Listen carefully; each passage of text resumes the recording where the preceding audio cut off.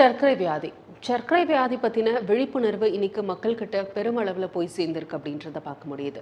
ஆனாலும் சர்க்கரை வியாதி பற்றின நிறைய தவறான புரிதல்களும் மக்கள்கிட்ட இருக்கு. நிறைய சர்க்கரை சாப்பிட்றதுனால தான் சர்க்கரை வியாதி வருதா, இன்சுலின் நிறைய எடுத்துக்கிட்டோம் அப்படின்னா அதன் காரணமாக நிறைய பிரச்சனைகள், வேறு ஏதாவது சைட் எஃபெக்ட்ஸ் வருமா, இப்படி நிறைய கேள்விகள் இருக்கு. இந்த கேள்விகளுக்கான விடையாக தான் இன்றைய நிகழ்ச்சி இருக்க போது. இதற்காக டாக்டர் காமாட்சி நினைவு மருத்துவமனையின் எண்டோக்ரைனாலஜிஸ்ட் மற்றும் டயபட்டாலஜிஸ்ட் டாக்டர் குருலட்சுமி நம்ம கூட இருக்காங்க. பேசலாம். வணக்கம் டாக்டர். வணக்கம். சர்க்கரை வியாதி அப்படின்றது ஏன் நம்ம அட்ரஸ் பண்ண வேண்டிய ஒரு விஷயம்? ஏன் அப்படின்னு சொல்கிறோன்னா, இப்போது உலகத்தில் பார்த்தீங்கன்னா ஒரு 500 மில்லியன், 500 மில்லியனுக்கும் மேலே சர்க்கரை வியாதி நோயாளிகள் இருக்கிறாங்க. அதில் 100 மில்லியனுக்கு மேலே நம்ம இந்தியா தான் லீடிங். ஸோ கண்டிப்பாக இதை நம்ம அட்ரஸ் பண்ணி தான் ஆகணும். அதோட சர்க்கரை வியாதினா பிளட் சுகர் மட்டும் அதிகமாக இருக்கிறது கிடையாது. அது நம்ம தலையிலேருந்து கால் வரைய எல்லா உறுப்புகளையும், எல்லா பாடி பார்ட்ஸையும் அஃபெக்ட் பண்ணுது. ஸோ இதை கண்டிப்பாக அட்ரஸ் பண்ணி தான் ஆகணும். இந்தியாவை பொறுத்த வரைக்கும், இந்தியன் பாப்புலேஷனை பொறுத்த வரைக்கும் சர்க்கரை வியாதி வரக்கூடிய டெண்டன்சின்றது நம்மளுடைய உணவு பழக்க வழக்கத்தில் இருக்குன்னு நினைக்கிறீங்களா? ஸோ இது நம்ம சாப்பிட்ற உணவுனால தான் இது வந்துச்சா அப்படின்னா அப்படின்னு சொல்லிட முடியாது. So there are 2 hits to get diabetes அப்படின்னு சொல்லுவாங்க. ஒன்று ஜெனட்டிக் ஃபேக்டர், அது ஃபேமிலி லைனில் அதனால் வரக்கூடியது. இன்னொன்று என்விரான்மெண்டல் ஹிட். என்விரான்மெண்டல் ஹிட்டுன்னு சொல்லும் போது நம்மளோட உணவு வழக்கங்கள், அப்புறம் நம்மளோட வாழ்க்கை முறைகள், அதாவது உடல் உழைப்பு இல்லாமல் இருக்கிறது, அப்புறம் தூக்கமின்மை, இதெல்லாம் செய்கிறதுனால தான் நம்மளுக்கு சர்க்கரை வியாதி வருது. சர்க்கரை வியாதி உடம்புல சயின்டிஃபிக்காக என்ன பண்ணும், எதன் காரணமாக ஏற்படும்? ஸோ சர்க்கரை வியாதிங்க போகும்போது மெயினாக ரெண்டு வகையாக பிரிக்கலாம். ஒன்று டைப் 1, இன்னொன்று டைப் 2. டைப் 1 பார்த்தீங்கன்னா இன்சுலின் இல்லாததுனால வர்றது. ஸோ அது ஆட்டோ இம்யூன் டிசார்டர்னு சொல்லுவோம். டைப் 2 பார்த்தீங்கன்னா இன்சுலின் ரெசிஸ்டன்ஸ்னால வருது. இன்சுலின் ரெசிஸ்டன்ஸ்னால் என்ன அப்படின்னு பார்த்தீங்கன்னா இன்சுலின் எதிர்ப்பு அப்படின்னு சொல்லுவோம். அதாவது இன்சுலின்ங்கிற ஹார்மோன் நம்ம பாடியில் என்ன செய்யுது அப்படின்னு தெரிஞ்சுக்கிட்டோம்னா தென் இது என்னன்னு நம்ம தெரிஞ்சுக்கலாம். அது எப்படி நம்ம கண்ட்ரோலாக வச்சுக்கிறது, நம்ம அதுக்கு உழைக்கலாம். ஸோ இன்சுலின்ங்கிற ஹார்மோன் நம்ம பாடியில் பிளட் சுகரை குறைக்குது. இந்த ஹார்மோன் கணையம்ங்கிற பார்ட், நம்மளோட பாடி ஆர்கன், பேன்கிரியாஸ்ன்னு சொல்லுவோம், அதிலிருந்து பீட்டா செல்ஸ் வழியாக இந்த இன்சுலின் சுரக்குது. இந்த இன்சுலின் என்ன பண்ணுது, நம்ம சாப்பிட்ற சாப்பாட்டில் உள்ள பிளட் சுகரை எடுத்து கொண்டு போய் செல்களுக்குள்ளே அழைச்சிட்டு போய் அதை எனர்ஜியாக மாற்றி செல்லுக்கு ஹெல்ப் பண்ணுது. ஸோ அப்படி பண்ணும்போது பிளட்டில், ரத்தத்தில் உள்ள சர்க்கரையும் குறையுது, ப்ளஸ் செல்ஸ் எல்லாமே எனர்ஜைஸ்டாக இருக்குது. ஸோ அதனால இன்சுலின் எதிர்ப்பு அப்படி வரும்போது, இன்சுலினோட செயல்களை ஒழுங்காக செய்ய முடியாமல் இருக்கும் போது தான் இந்த நம்மளுக்கு டயபிட்டிஸ், டைப் 2 டயபிட்டிஸ் வருது. இன்னொரு வகையான டயபிட்டிஸும் இருக்கும். அது என்னென்னா பேன்க்ரியாஸ், நம்ம கணையத்தில் ஏதாவது ஒரு நோய் வாய்ப்பட்டா, லைக் பேன்க்ரியாடைட்டிஸ்ன்னு சொல்லுவோம், இல்லை பேன்க்ரியாட்டிக் இன்சஃபிஷியன்சி, இல்லை கேன்சர் பேஷண்ட்ஸ் ஏதாவது கீமோ ரேடியோ தெரப்பினால அந்த பேன்க்ரியாஸ் அஃபெக்ட் ஆகிருந்தது, இல்லை பேன்க்ரியாஸ் சர்ஜரி பண்ணியிருந்தாங்க, பேன்க்ரியாடெக்டமி பண்ணியிருந்தாங்கன்னா வரக்கூடிய டயபிட்டிஸ். டயபிட்டிஸுடைய தீவிரத்தன்மை அப்படின்றது எந்த அளவு போகக்கூடிய வாய்ப்பு இருக்கு டாக்டர்? ஸோ இப்போ பயமுறுத்துற மாதிரி இருக்கலாம், பட் அன்கண்ட்ரோல் டயபிட்டிஸ் லாங் டைம் வச்சுருக்கும் போது விஷன் லாஸ் வரலாம், கண்ணு தெரியாமல் போயிடலாம், அப்புறம் கிட்னி ஃபெயிலியர் ஆயிடலாம், பேஷண்ட் கோஸ் இன்டு டயாலிசிஸ். அதனால் அதுக்கப்புறம் கால்களில் புண்ணு அதுக்கப்புறம் அதை இன்ஃபெக்ட் ஆகி தே கோ இன்டு ஆம்புடேஷன்ஸ், அதாவது கால் விரல்களை எடுக்கிறதும் லெக்கையே எடுக்கிறதும் அந்த மாதிரி போயிடுது. அதுக்கப்புறம் என்ன ஆகுது, அப்புறம் it is also one of the leading causes of heart attack if diabetes is uncontrol. So heart attack kills. So அதனால் மாரடைப்புக்கு இதுவும் ஒரு லீடிங் காரணமாக இருக்கிறதுனால இந்த சுகரை கண்ட்ரோல் பண்ணுறதுங்கிறது ரொம்ப ரொம்ப முக்கியம். அப்போது டயபிட்டிஸை நம்ம ஆரம்ப கட்டத்திலே கண்டறிஞ்சு அதற்கான மருந்து மாத்திரைகளை எடுக்கணும், கண்டிப்பாக எடுக்கணும். அப்போது அதுக்கான ட்ரீட்மெண்ட் அப்படின்றது, இப்போ ஒருத்தவங்களுக்கு டெஸ்ட்டில் டயபெட்டிஸ் உறுதியாகுது அப்படின்னா டாக்டர்ஸ் என்ன பண்ணுவீங்க உடனே? ஸோ முதல்ல இதை அந்த ஸ்டேஜை பொறுத்து நாங்கள் ரெண்டாக பிரிக்கிறோம். ஒன்று என்ன, ப்ரீ டயபிட்டிஸ் இல்லை பார்டர் லைன் டயபிட்டிஸ்ன்னு சொல்லுவோம். இன்னொன்று டயபிட்டிஸ் அப்படின்னு சொல்லுவோம். அதை எதை வச்சு பிரிக்கிறோன்னா, மோஸ்ட்லி இந்த HbA1c அப்படின்னு நீங்கள் மெஷர் பண்ணும்போது 6.5 இல்லை அதுக்கு மேலே இருந்தால் டயபிட்டிஸ்ன்னு சொல்லிடுவோம்.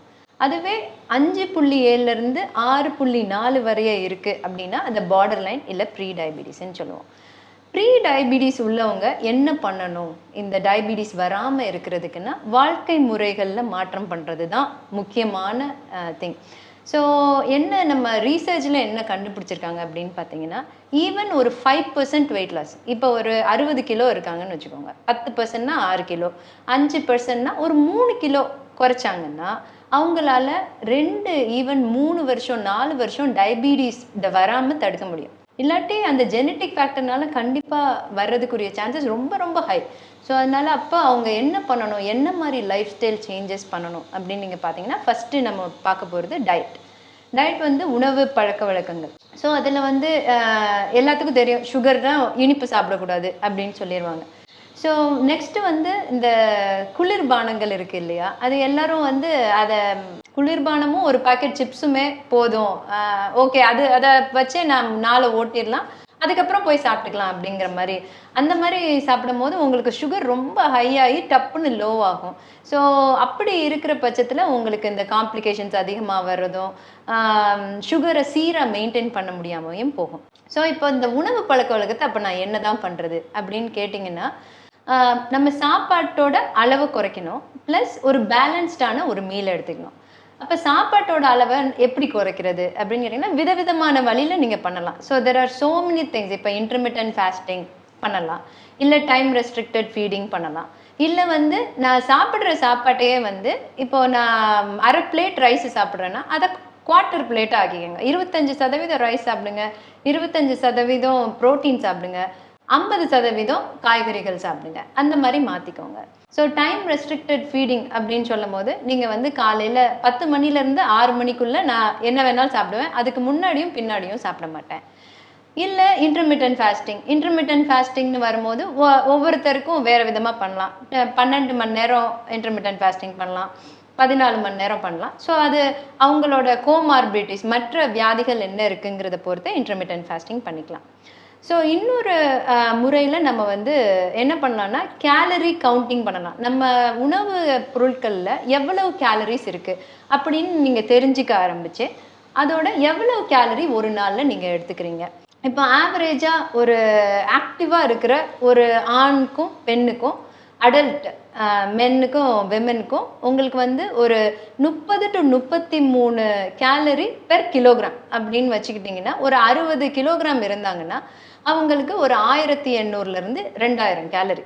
அதுவே வந்து ஒரு செடென்ட்ரி லைஃப் ஸ்டைல் இருக்காங்க, இப்போ கம்ப்யூட்டர் ஜாப்ஸ் பண்ணுறாங்க, உட்காந்துட்டே தான் இருக்காங்க அப்படின்னா, அவங்களுக்குரிய calorie for a diabetic diet அப்படின்னு பார்த்தீங்கன்னா அது வந்து குறையும். அது எவ்வளோ 20 to 22 கேலரி பெர் கிலோகிராம் அப்படின்னு வைக்கிறப்போ 1300லேருந்து 1500 கேலரி பெர் டே அப்படின்னு நம்ம வச்சுக்கலாம். ஸோ இது பேர் வந்து கேலரி டெஃபிசிட் அப்படின்னு சொல்கிறோம். ஸோ இதெல்லாம் எதுக்கு பண்ணுறோம் அப்படின்னு பார்த்தீங்கன்னா, நம்ம ரீசர்ச்லையும் லாங் டேர்ம் ஸ்டடீஸ்லையும் என்ன தெரிஞ்சிருக்கு அப்படின்னு பார்த்தீங்கன்னா, ஏற்கனவே சொன்ன மாதிரி தான், ஒரு 5 to 10% வெயிட் லாஸ் இனிஷியலாக நீங்கள் பண்ணும்போது உங்களோட பிளட் சுகரை வந்து ரொம்ப மெடிசின்ஸ் இல்லாமல் நீங்கள் வந்து சீராக கொண்டு போக முடியும். அதுதான் இந்த உணவு பழக்க வழக்கங்கள். நெக்ஸ்ட்டு பார்க்குறது என்ன, வாழ்க்கை முறை. வாழ்க்கை முறையில் நீங்கள் என்ன பண்ணலாம், உடற்பயிற்சியை பற்றி எவ்வளவு சொன்னாலும் பத்தாது அப்படின்னு தான் சொல்லுவேன். ஸோ உடற்பயிற்சின்னு சொல்லும் போது ஒரு சர்க்கரை நோயாளிக்கு ஒரு 35 to 45 நிமிஷம் பெர் டே, ஒரு 5 to 6 நாள் பெர் வீக் அப்படின்னு பார்க்கும்போது ஒரு மாடரேட் இன்டென்சிட்டி எக்ஸசைஸ் மாடரேட் இன்டென்சிட்டினா என்ன அப்படின்னு நீங்கள் கேட்கலாம். அதாவது ஒரு பிரிஸ்க் வாக்கிங் இல்லை ஒரு ஜாகிங், அவங்களால வந்து பேச முடியும் ஆனால் பாட்டு பாட முடியாது, அதுதான் மாடரேட் இன்டென்சிட்டி எக்ஸசைஸ். இல்லை ஹை இன்டென்சிட்டி பண்ணுறீங்க, என்னால் டெய்லி பண்ண முடியாது அப்படின்னு நீங்கள் சொல்லும் போது ஹை இன்டென்சிட்டி எக்ஸசைஸ் பண்ண முடிஞ்சால் then you can do 150 minute per week, 150 நிமிஷம் பெர் வீக். அதை நீங்கள் எப்படி வேணாலும் டிவைட் பண்ணிக்கோங்க. இப்படி பண்ணும்போது உங்களோட சுகரை அழகாக மெயின்டைன் பண்ண முடியும். ஸோ நெக்ஸ்ட்டு வந்து மருந்து மாத்திரைகள், அப்புறம் இன்சுலின், அதை பற்றி நிறைய பேசலாம். மருந்து மாத்திரைகளில் கண்டிப்பாக வந்து சுகரை வந்து கட்டுக்குள்ளே வைக்க முடியுமா? மருந்து மாத்திரைகளில் கண்டிப்பாக கட்டுக்குள்ளே வைக்க முடியும். ஆனால் நீங்கள் மருந்து மாத்திரைகளை நம்பி மட்டுமே இருக்காதீங்க. நான் முன்னாடி சொன்ன மாதிரி உணவு பழக்க வழக்கமும் நம்மளோட உடற்பயிற்சியும் கூட மருந்து மாத்திரைகள் எடுத்துக்கோங்க. மருந்து மாத்திரைகளில் இப்போ வந்து நிறைய நியூயர் டயபெட்டிக் ட்ரக்ஸ் எல்லாம் வந்திருக்கு. ஸோ அந்த நியூயர் டயபெட்டிக் ட்ரக்ஸ் வந்து நம்ம பிளட் சுகரை குறைக்கிறது மட்டும் இல்லாமல் கிட்னி ஹார்ட்டை ப்ரொடெக்ட் பண்ணுறது மட்டும் இல்லாமல் எடையையும் குறைக்குது. இப்போ இன்னைக்கு இருக்கக்கூடிய அறிவியல் வளர்ச்சியில பார்த்தோம் அப்படின்னா, இன்சுலின் அப்படின்றது காலங்காலமா சர்க்கரை வியாதிக்கு வந்து பயன்படுத்திட்டே இருக்கும். இன்சுலின் எதற்காக பயன்படுத்துறோம்? இன்னைக்கு இருக்கக்கூடிய காலகட்டத்துல இன்சுலின் சார்ந்த மருத்துவ முறையில மாற்றம் வந்திருக்கா? வளர்ச்சி வந்திருக்கா? ஆமா. ஸோ இன்சுலின் எப்போ ஒருத்தருக்கு இன்சுலின் தேவைப்படுது அப்படின்னு பார்த்தீங்கன்னா, டைப் 1 டயபீட்டிஸ் நான் சொன்ன மாரி அவங்களுக்கு இன்சுலின் மட்டும்தான் கொடுக்க முடியும். ஸோ அவங்களுக்கு வேற மருந்துகள் கொடுக்க முடியாது. டைப் 2 டயபீட்டிஸ் தான் நிறைய பரவலாக இருக்கக்கூடியது வந்து டைப் 2 டயபீட்டிஸ் தான். ஸோ அதில் இன்சுலின் எப்போ ஆரம்பிப்போம் அப்படின்னு பார்த்தீங்கன்னா, இப்போ ஒரு சர்க்கரை நோயாளி வந்து ஒரு 2 மாத்திரை சர்க்கரைக்கே எடுத்துட்டு இருக்காங்க. அப்படி இருந்துமே அந்த HbA1c அந்த 3 மாசம் ஆவரேஜ் வந்து ஒரு 9க்கு மேலே இருந்துச்சு அப்படின்னா இன்சுலின் ஆரம்பிக்கலாம். இன்சுலினும் ஆரம்பிக்கலாம். இன்னொரு மருந்து இருக்கு. அது வந்து ஊசி தான். ஆனால் அது இன்சுலின் கிடையாது. அது GLP-1 ரிசெப்டர் அகனிஸ்ட்னு சொல்லுவோம். ஸோ அதில் எது வேணாலும் ஆரம்பிக்கலாம். ஸோ இந்த மாதிரி ஒரு கேண்டிடேட் வந்து ஓகே இன்சுலின் ஆரம்பிக்கலாம். இல்லை இன்னொரு சுச்சுவேஷன் எப்படி இருக்குன்னா, இப்போ புதுசாக சர்க்கரை நோயை டயக்னோஸ் பண்ணியிருக்காங்க. HbA1c வந்து ரொம்ப அதிகமாக இருக்குது. மோர் தென் 11 இருக்குது. அப்புறம் அவங்களுக்கு ரொம்ப எடை வந்து ரொம்ப சிக்னிஃபிகண்ட்டாக குறைஞ்சிருக்கு. கீட்டோன்ஸ் யூரின்ல இருக்குது. அப்போ வந்து நம்மளுக்கு தெரியல டைப் 1 டைப் 2 அந்த பேஷண்ட்டுக்கு இன்சுலினில் தான் ஆரம்பிக்கும். இன்றைய தேதியில் பார்த்தீங்கன்னா டயபெட்டிக் ட்ரக்ஸ் இன்க்ளூடிங் இன்சுலினில் மாற்றங்கள் வந்துட்டே இருக்கு. அட்வான்ஸ்மெண்ட்ஸ் அண்ட் டெக்னாலஜிஸ் வந்து இதில் வந்து நம்மளுக்கு அப்படி ஒரு உதவியாக இருக்குன்னு தான் சொல்லணும். ஸோ இன்சுலினில் என்ன மாற்றங்கள் வந்திருக்குன்னா, இன்சுலின் பம்ப் இருக்குது. அது இப்போ வந்ததில்லை, கொஞ்சம் ரீசெண்ட் ட்ரெண்ட்ஸில் இன்சுலின் பம்ப் இருக்குது. இன்சுலின் பம்ப்னா ஒரு மெஷின் மாதிரி போட்டுப்பாங்க. அந்த ஒரு சின்ன காயின் மாதிரி இருக்குன்னு வச்சுக்கோங்களேன். அதை வந்து வயிற்றுலையோ இல்லை நம்ம கையிலையோ போட்டுப்பாங்க. அதுக்கப்புறம் ஒரு PDMன்னு சொல்லுவாங்க, ஒரு ரீடர், செல்ஃபோன் மாதிரி ஒரு டிவைஸ் கொடுத்துருவாங்க. அதன் மூலமாக நீங்கள் இப்போ சாப்பிட்றீங்க அப்படின்னா அது எவ்வளவு கார்போஹைட்ரேட் அந்த சாப்பாட்டில் இருக்குது அப்படிங்கிறத நீங்கள் என்ட்ரு பண்ணிங்கன்னா அந்த மெஷின் வந்து கால்குலேட் பண்ணி எவ்வளவு இன்சுலின் உங்களுக்கு வேணுங்கிறத கொடுத்துரும். ஸோ அந்த மாதிரியான டெக்னாலஜிஸ் இருக்குது. அப்புறம் இன்னொரு we call it a closed loop அப்படின்னு சொல்லுவோம். க்ளோஸ்ட் லூப்னா என்ன அப்படின்னு பார்த்தீங்கன்னா, ஒரு காயின் மாதிரி ஒரு டிவைஸ் இருக்கும். அது வந்து இன்சுலினை டெலிவர் பண்ணிக்கிட்டு இருக்கு. நீங்கள் குத்த தேவையில்லை, அந்த டிவைஸை டெலிவர் பண்ணிடும். ஒரு சின்ன ஊசி மாதிரி இருக்கும், அதை வயிற்றில் அட்டாச் பண்ணி. இன்னொரு டிவைஸ் அதுவும் ஒரு காயின் மாதிரி இல்லை ஒரு வேறு ஷேப்பில், ஆனால் அந்த சைஸில் கையிலையோ வயிற்றுலையோ அட்டாச் பண்ணி அது வந்து கண்டினியூஸாக அந்த சுகரை லெவலை மானிட்டர் பண்ணிகிட்டே இருக்கும். ஸோ இந்த சுகர் எவ்வளவு இருக்குது அப்படிங்கிறத பொறுத்து அது எவ்வளவு இன்சுலின் டெலிவர் பண்ணுதுங்கிறத சேஞ்ச் பண்ணிகிட்டே இருக்கும். ஸோ இதன் மூலமாக லோ பிளட் சுகரை குறைக்கிறதும், இவங்களுக்கு நிறைய வேலை கூட. ஏற்கனவே அவங்க வந்து சாப்பாட்டை பார்க்கணும், உடற்பயிற்சியை பார்க்கணும், மருந்துகளை பார்க்கணும், ப்ளஸ் இதை வேற நம்ம கால்குலேட் பண்ணி பிளட் சுகர் லோவாயிடுச்சு அப்படி பார்க்குறதுக்கு பதிலாக இந்த டிவைஸே வந்து உங்களுக்கு வந்து எவ்வளவு பிளட் சுகர் இருக்குங்கிறத பொறுத்து இன்சுலின் டோஸ் பண்ணும். ஸோ அந்த மாதிரியான டெக்னாலஜிஸ்லாம் வந்திருக்கு. இப்போ உடம்புல இந்த இன்சுலின் அப்படின்றது எவ்வளோ முக்கியம்? It is the only hormone that lowers blood sugar. Blood சுகரை ஹை பண்ணுறதுக்கு நிறைய ஹார்மோன்ஸ் இருக்குது நம்ம பாடியில். கார்டிசால் இருக்குது, குளுக்கோகான் இருக்குது, அட்ரினலின் இருக்குது. பிளட் சுகரை லோயர் பண்ணக்கூடிய ஒரே ஹார்மோன் அப்படின்னா இன்சுலின். இன்சுலின் இருந்தால் தான் உங்களுக்கு வந்து அந்த செல்களுக்குள்ள அந்த சுகர் போய் எனர்ஜியாக கன்வெர்ட் ஆகும். இப்போ நம்ம இன்சுலின் பற்றி பேசிகிட்டு இருக்கும்போது இன்சுலின் அப்படின்ற வார்த்தை கேட்டால் நிறைய பேருக்கு ஒரு பயம் இருக்கும், நம்ம எடுக்க ஆரம்பித்தா தொடர்ந்து எடுத்துட்டு இருக்கணுமா அப்படின்னு. அப்போ அது உண்மைதானா? ஸோ கண்டிப்பாக இன்சுலின்ங்க போகும்போது அது இன்ஜெக்ஷன் இல்லையா, அதுவரைய மருந்துகள் எடுத்துகிட்டு இருப்பாங்க. இன்ஜெக்ஷனுங்க போகும்போது பயம் இருக்குது. நிறைய பேரோட குவெஸ்டின் இது, எடுத்துகிட்டே இருக்கணும்னு சொல்கிறாங்க அப்படிங்கிற மாதிரி ஒரு பயம். அது கண்டிப்பாக நீங்கள் பயப்படவே தேவையில்லை. இப்போது ஒரு சர்க்கரை நோயாளி அன்கண்ட்ரோல்டாக வரும்போது ரொம்ப பிளட் சுகர் 400-500ன்னு இருக்கும் போது இன்சுலின் தான் போடுவோம். இன்சுலின் போட்டு அது கீழே வந்தோன்னே இன்சுலின் எடுத்துகிட்டு தான் எல்லாத்தையுமே அனுப்புகிறோம். ஸோ அந்த மாதிரி ஒரு பொட்டென்ஷியல் இன்சுலினுக்கு கிடையவே கிடையாது. அப்புறம் இப்போது நான் சொன்ன மாதிரி ஒரு 2 மாத்திரைகள் எடுத்துகிட்ருக்கீங்க சுகருக்கு. உங்களோட சுகர் ரொம்ப அதிகமாக இருக்குது, இன்சுலின் ஸ்டார்ட் பண்ணுறோம். ஓவர் டைம் ஒரு மாதமோ இல்லை 2-3 மாதத்துலேயோ உங்கள் சுகர் நார்மலாக வந்தப்போ அந்த இன்சுலின் டோஸை குறைச்சி கொஞ்சம் கொஞ்சமாக அதை எடுக்கிறதுக்கு தான் எல்லாருமே முயற்சி பண்ணணும். அப்படி முயற்சி பண்ணலைன்னா உங்கள் டாக்டர்ஸ்ட்டு நீங்கள் கண்டிப்பாக கேட்கலாம், இன்சுலினை கொஞ்சம் லோயர் பண்ணி எடுக்க முடியுமாங்கிறத கண்டிப்பாக கேட்கலாம். இன்சுலின் பத்தி பேசிட்டு இருக்கும்போது இன்னொரு பயம் என்ன அப்படின்னா, நம்ம தொடர்ந்து நிறைய தினம் இன்சுலின் எடுத்துட்டே இருக்கும்போது அதனால வரக்கூடிய பின் விளைவுகள், சைடு எஃபெக்ட்ஸ் அப்படின்றது இருக்குமா? ஸோ இன்சுலினை பொறுத்தவரை மற்ற சர்க்கரை நோய் மருந்துகள் மாதிரி இன்சுலினுக்கு இந்த கிட்னி ப்ராப்ளம் வரும், இல்லை லிவர் ப்ராப்ளம் வரும்னு அந்த மாதிரி எதுவுமே கிடையாது. பட் இன்சுலினை ஓவராக கொடுக்கும்போது, ஓவர் டோஸ் பண்ணும்போது, அளவுக்கு அதிகமாக எடுக்கும்போது உங்களுக்கு வந்து லோ பிளட் சுகர் வரலாம், பிளட் சுகர் லோவாயிடலாம்.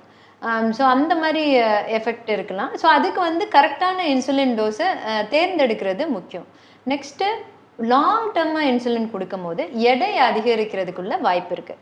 பட் நீங்கள் லாங் டர்மாக இன்சுலின் எடுக்கிறதுனால உங்கள் கிட்னியோ உங்கள் லிவரோ வேறு எந்த ஆர்கன்ஸ் ஒரு பாடி பார்ட்ஸில் எந்த பிரச்சனையும் வரப்போகிறது கிடையாது. இப்போ இன்சுலின்ல வகைகள் இருக்கா டாக்டர்? ஆமாம், கண்டிப்பாக நிறைய வகைகள் இருக்குது.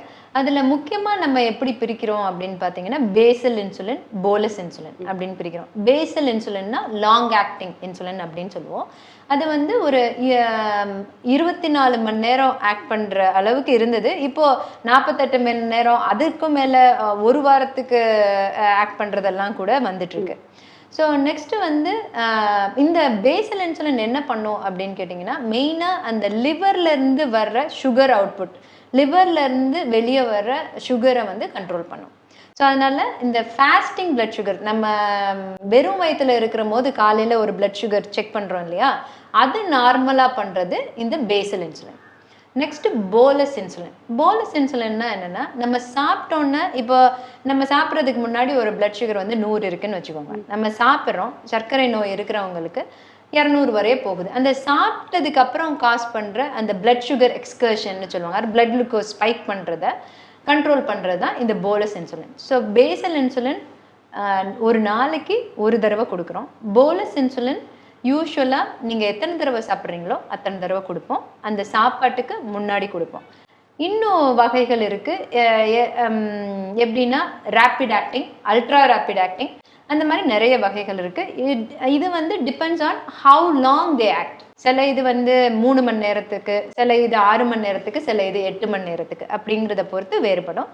அப்புறம் there is something call premix அப்படின்னு சொல்லுவாங்க. ப்ரீமிக்ஸ்னால் என்னென்னா, இந்த பேசலையும் போலஸையும் மிக்ஸ் பண்ணி காலையில் ஒரு தடவை, சாயங்காலம் ஒரு தடவை கொடுக்குறது. இந்த இன்சுலினை பொறுத்த வரைக்கும் நம்ம உடம்போட இந்த இடம் மூலமாக செலுத்தணும் அப்படின்னு எதனா க்ரைட்டீரியாஸ் இருக்கணும்? இன்சுலின் பார்த்தீங்கன்னா, நீங்கள் மெயினாக வந்து கீழ் வயிற்று பகுதியில் கொடுக்க சொல்லுவோம். அப்படி இல்லைன்னா நீங்கள் வந்து தொடைப்பகுதியிலையோ, பின்னாடி பட்டக்ஸ்லையோ, இல்லை வந்து நீங்கள் கைகளில், ஆர்ம்ஸில் கொடுக்கலாம். இந்த வயிற்று பகுதியில் கொடுக்கும்போது உங்களுக்கு வந்து அப்சார்ப்ஷன் வந்து நல்லா இருக்கும். இப்போ எக்ஸசைஸ் பண்ண போகிறீங்க அப்படிங்கிறப்போ நீங்கள் வந்து ஒரு ரன்னிங், ஜாகிங் இல்லை வாக்கிங் பண்ண போகிறீங்கன்னா காலில் கொடுக்காதீங்க. ஏன்னா வந்து காலில் பிளட் சப்ளை ரொம்ப அதிகமாக இருக்கும். அப்போ வந்து அப்சார்ப்ஷன் வேரி ஆகும், இன்சுலினோட ஆக்ஷன்ஸும் வேரி ஆகும், பிளட் சுகர் ரொம்ப ஃப்ளக்சுவேட் ஆகும். ஸோ அதனால் அப்போது வந்து நீங்கள் வயிற்றில் கொடுக்கறது அட்வைசபிள். பட் ஆனால் வந்து எங்கே வேணாலும் கொடுக்கலாம். ஆனால் நீங்கள் டெய்லியுமே ஒரே இடத்துல கொடுத்துறாதீங்க. டெய்லியுமே ரொட்டேட் பண்ணுங்கன்னு நாங்கள் சொல்லுவோம். இப்போ லெஃப்ட் சைடு கீழே, வயத்துக்கு கீழே அப்படி கொடுத்தீங்கன்னா, அடுத்த நாள் ரைட் சைடு அந்த தொப்புளுக்கு கீழே கொடுங்க. ஸோ அப்படி இருக்கும் போது இந்த கட்டி ஆகாமல் நீங்கள் தடுக்கலாம். லைப்போ டிஸ்ட்ரஃபின்னு சொல்லுவோம், அதெல்லாம் ஆகாமல் நீங்கள் தடுக்கலாம். பொதுவாக உங்ககிட்ட வரக்கூடிய டயபெட்டிஸ் பேஷண்ட்ஸ் என்ன மாதிரியான டவுட்ஸ், மித்ஸ் எல்லாம் சொல்லுவாங்க உங்ககிட்ட?